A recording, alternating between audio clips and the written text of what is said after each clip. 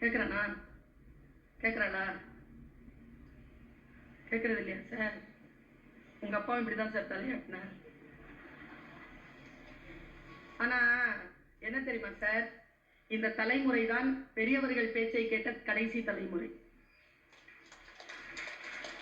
இன்னும் சோகம் என்ன தெரியுமா, முதல் தலைமுறையில் எதுனா இப்போ இருக்கக்கூடிய ஃப்ரெஷ் ஜெனரேஷனுடைய பேச்சை கேட்க தொடங்கி இருக்கக்கூடிய ஃபர்ஸ்ட் ஜெனரேஷன் நாம தான்.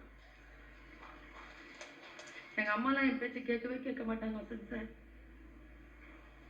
பசிச்சு கிடந்தாலும் சாரி சொன்னாதான் சோறு.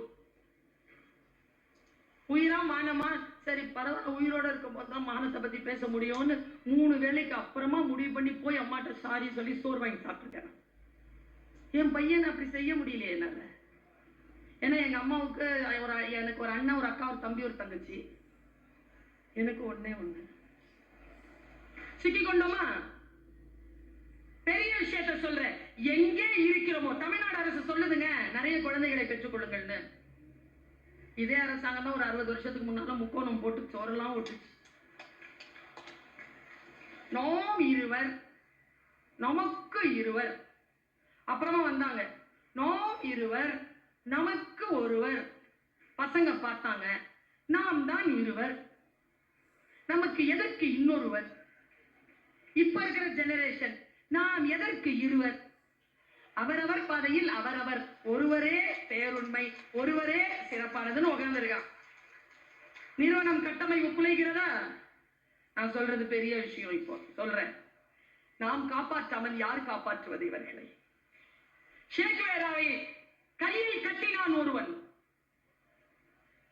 தூக்கில் போடுவதற்கு முன்னால் அவன் கை கட்ட பொழுது கையை கட்டிய அந்த இளைஞனை பார்த்து ஷேக்வேரா இப்படி சொன்னான், உனக்காகவும் சேர்த்துதான் போராடி. எந்த சமுதாயம் நமக்கு எதிராக இருக்கிறது என்று நினைக்கிறோமோ அந்த சமுதாயத்திற்காகத்தானே நாம் போராட வேண்டும். நினைச்சு பாருங்க, நான் இப்படி சொல்றேன். எனக்கு இன்னும் ஒரு 10 நிமிஷம் இருக்கு. இந்த 10 நிமிஷத்துல இந்த 2-3 செய்திகளை ரொம்ப சீக்கிரமா சொல்லிட்டு நான் விடைபெறணும். ஏன்னா அடுத்தது சங்க பாடல்கள். என் பேச்சு எவ்வளவு முக்கியமோ தமிழ் கேட்பது, பாடல்கள் கேட்பது அவ்வளவு முக்கியம் என்று கருதுபவள் நான். பாருங்க, நானும் ரீல்ஸ் பார்த்துக்கிட்டே இருந்தேன். ரீல்ஸ் பார்த்து திடீர்னு ஒரு 30 செகண்ட் ரீல், 30 செகண்ட் என் வாழ்க்கையை மாற்றிய ரீல். அது ரீல்னு சொல்ல முடியாது, ரியல். REEL இல்ல, REAL, ரியல். ஒரு வெள்ளக்காரன், அது நம்ம நாட்டில் எடுக்கல, வெள்ளக்காரன். அவன் இப்படி நடந்து போறான், கையில கேமரா, நடந்து போறான். அவனுக்கு பின்னால அவனை போட்டோ எடுக்கிறான் ஒருத்தன், அவனை கேமரா எடுக்கிறான். 2 கேமராவும் நமக்கு போகுது முன்னால.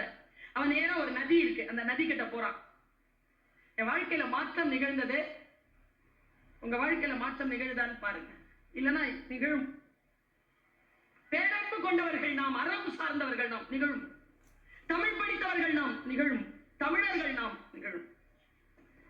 வரா ஒரு ஆத்த, ஒரு சின்ன படகு வச்சு அவன் ஆத்த கடந்து விடுறாங்க. ஆத்துக்கு நடுவுல ஒரு கல்லு, பெரிய பாறை. அந்த பாறையில ஏறி உட்காந்துட்டான். அவன் இப்படி ஷூட் பண்றான். ஒரு பெரிய ஒரு மரம், அந்த மரத்தை ஷூட் பண்ணிட்டே இருக்கிறான். திடீர்னு அவனுடைய பேக் பேக்ல திறக்கிறான். இதெல்லாம் 10-12 செகண்ட்ல முடியுது. பேக் பேக் திறந்து ஒரு பெரிய ஒரு போர்வை எடுத்தா. அது வந்து ஒரு பச்சை கலர்ல இலை எல்லாம் சேர்த்த போர்வை. அதை அப்படியே போத்திக்கிட்டான் மேல. பார்த்தா அவன் மனுஷ மாதிரியே இல்ல, ஒரு மரம் அங்க கிடக்கிற மாதிரி இருக்கு. அதுக்குள்ள இருந்து அவன் கேமரா செட் பண்ணிட்டான். அந்த கேமரால நமக்கு காட்டுறான் ஒரு பேருண்மையை. அத வெளியில இருந்து ஒருத்தன் பிடிச்சிட்டு இருக்கான்.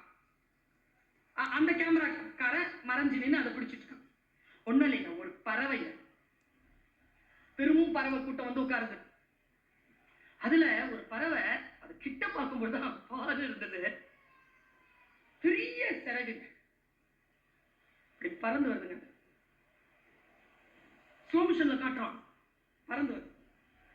வந்துட்டு இப்படி வட்ட அடிக்குது. மறுபடியும் போய் உட்காந்துச்சு. மறுபடியும் வருதுங்க. மறுபடியும் போய் உட்காந்துச்சு. ஒரு 3வது செகண்ட் வந்ததுங்க. வந்துட்டு அப்படியே தலை அப்படி உள்ள எடுத்துச்சு பாருங்க. சலுக்குன்னு இவ்வளவு பெரிய மீனுங்க வாயில பிடிச்சிருச்சு. மீன் இப்படி துள்ளுது. அப்படியே போய் அது மரத்துல கிளையில உட்காந்துட்டு தலையில இருந்து வாயில இருந்து அதை எடுத்து காலில் பிடிச்சிருச்சு. காட்டுறாங்க. எனக்கு உடம்பெல்லாம் அதிருது. காட்டுறான். அந்த வால் அசைது, வாய் திறந்து திறந்து மூடுது அந்த மீனுக்கு. இந்த பறவை இருக்குல்ல, என்ன நினைச்சு தெரியல, கால் தாங்க பிடிச்சிட்டு இருக்கு அந்த மீனை. கண்ணு இங்க தானே இருக்கும், அதுக்கு 2 கண்ணு. இப்படி பார்த்துச்சிங்க. அதை பார்த்து காலை இப்படி பிடிச்சது. என்ன நினைச்சுன்னு தெரியல, வாயில மறுபடியும் பிடிச்சிருச்சு மீனை. பிடிச்சிட்டு நேரா பறந்து வந்து தண்ணியில போட்டுருச்சு. இவன் இருக்கிறானே போட்டோகிராஃபர், அந்த சினிமாட்டோகிராஃபர் எமகாதக, அவன் அந்த பறவையை விட்டுட்டு அந்த மீனை பிடிச்சாங்க போட்டோ. அந்த கேமரால அத காணொலியா அது பிடிக்கிறான். மீன் உள்ள போயிடுச்சுங்க. நிறைய நேரம் ஆக்சிஜன் இல்லாதனால துடிச்சு போய் கீழே போயிடுச்சு. கீழே போய் மறுபடியும் உயிர் பெற்று அப்படியே வருதுங்க. மேல வந்துட்டு இப்படி நின்று ஆடிக்கிட்டே இருந்ததுங்க. நின்னபடியே நீந்துக்கிட்டே இருக்கிற அடுத்த செகண்ட்ங்க 27வது 6வது செகண்ட்ல அதனுடைய பின்புறத்துல இருந்து கட கட கட கட கட முட்டை வருதுங்க. நமக்கு என்ன தெரியுமா சொன்னாம, அந்த பறவையை போல் இரு, மீனை சாப்பிடு, முட்டைகளை சாப்பிட்டு விடாத, தலைமுறையை சாப்பிடாத, தலைமுறையை விட்டுட்டு போ. தலைமுறைக்கானதுதான் எல்லாம். எப்படி விட்டுட்டு போறது இந்த தலைமுறைக்கு ஒரு விஷயத்தை? இதோ இந்த புத்தகங்கள் எல்லாம் தலைமுறைக்கான புத்தகங்கள். குழந்தைகளை இன்றைக்கு, இந்த புத்தாண்டு அன்றைக்கு, இன்றைக்கு ஃபேமிலியோட வந்தவர்கள், பெரும் பாக்கியம் செய்தவர்கள். கோவிலுக்கு போவதை போலவே சிறந்தது புத்தக திருவிழாவிற்கு நீங்கள் உங்களுடைய குடும்பத்தை அழைத்து வந்தது. பெரியவர்களை பார்ப்பதற்கு சமானம் தெரியுமா உங்களுக்கு? இங்கே இருக்கக்கூடிய புத்தகங்களை தரிசித்தது பெரியவர்களை சமாளிப்பது, பெரியவர்களை பார்ப்பது, அவர்களை தரிசிப்பது. அந்த வேலைகளை நீங்கள் செய்திருக்கிறீர்கள். இன்னும் அரை விஷயம் இருக்கிறது. 6:55 சரியாக 7 மணிக்கு முடிக்கிறேன். ஒரு அரை விஷயம்தான். நான் இந்த சகோதரி சொல்வதை வீட்டுல போய் கொஞ்சம் எழுதி பாருங்க. ஏன்னா சொற்கள் அவ்வளவு சீக்கிரமாக புரிவதில்லை. எண்ணங்களுக்கு பலம் உண்டு, ரொம்ப பலம் உண்டு. நீ எதை தேடிக்கொண்டிருக்கிறாயோ அது உன்னை தேடுகிறதுன்னு நான் அடிக்கடி சொல்வேன். ரூமி, மரணத்தை தேடுகிறீர்களா? வந்துரும். வாழ்க்கை தேடுகிற வரும். நீ எதை தேடுகிறாயோ அது உன்னை தேடுகிறது. நான் இதை போய் காலேஜ்ல சொன்னேன். 17-18 வயசு பசங்க ஒருத்தன் நின்று கத்தான், நிஜமாவா மேடம்? நான் எதை தேடுகிறேன் அது என்னை தேடுகிறதா? டேய், நான் சொல்ல வந்தது வேற. அவரவர்களுக்கு கேட்டது போல் தானே புரிந்து கொள்வார். ரொம்ப முட்டில அடிப்படும் 12 வருஷமா பயந்துட்டு இருந்தேன். அடிபட்டுச்சே 12 வருஷத்துக்கு அப்புறமா. எதை நீ தேடுகிறாயோ அது உன்னை தேடும். நயாகராவை தொட்டு பார்க்கணும்னு நினைச்சுக்கிட்டே இருந்தேங்க. 10 வருஷம் தொட்டு பார்த்துட்டேனே.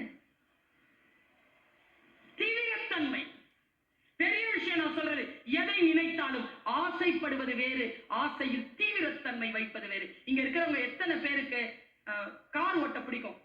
லக்ஸுரி கார், நல்ல 80ல தனியா நல்ல மியூசிக் போட்டுட்டு வண்டி ஓட்டிட்டு போன எத்தனை பேருக்கு பிடிக்கும்?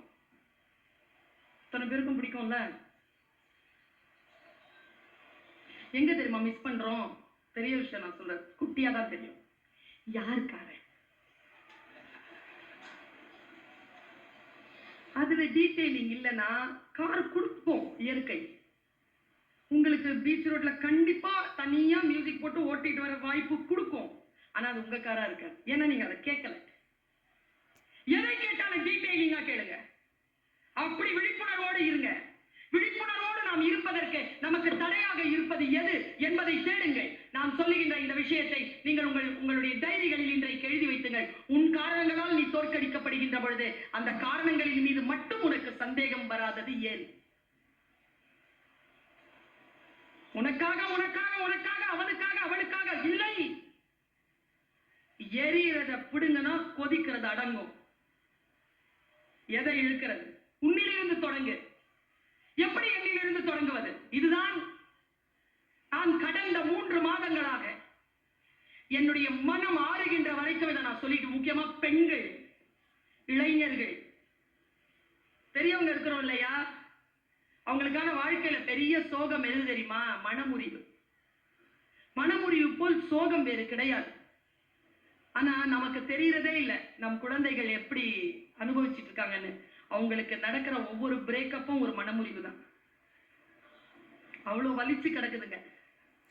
நமக்கு யார் யாரோ ஹீரோ. எனக்கெல்லாம் வந்தியத்தேவன் தான். ஆனா அந்த படம் பார்த்ததுல இருந்து நான் கனவுல எல்லாம் வருவாங்க 9th ஸ்டாண்டர்ட்ல. ஏய் பேபி கம் அப்படின்னு பஞ்சக்கல்ல குதிரையில எல்லாம் வந்து கூட்டு போவான்னு நினைச்சேன். இப்ப படம் பார்த்துட்டு நினைச்சேன், நல்ல வேலை வரல எப்பா. என் வந்தியத்தேவன் வேறு, என் ஹீரோ வேறு, என் புத்தகம் வேறு. ஓஷோ கிட்ட கேட்டா 10 புத்தகங்களில் முதல் புத்தகம், அவர் ஒரேஷியஸ் ரீடர். அவர் 10 புத்தகங்களில் முதல் புத்தகமாக மிர்தாஜின் புத்தகத்தை சொல்லுகிறார். என்னிடத்தில் கேட்டால் நான் வேறு சொல்லுவேன். ஒவ்வொருவருக்கும் ஒரு வாழ்க்கை. யாரை போலவும் யாரும் இல்லை. ஆனால் ஃபார்முலாவை மட்டும் தெரிஞ்சுக்கோங்க. பெரிதினும் பெரிது கேள். இன்னும் பல விஷயங்கள் இருக்கிறது. வாய்ப்பு கிடைக்காமலா போகும். உங்கள் காதுகளும் இந்த வாயும் சேர்ந்து ஒலிகளை பரிமாறிக்கொள்ளும் அந்த புனிதமான நேரம் இறைவனால், இயற்கையால், தகிய நன்மையை செய்கின்றவர்களால் மீண்டும் வாய்க்கட்டும். புத்தாண்டு நல்வாழ்த்துக்கள்.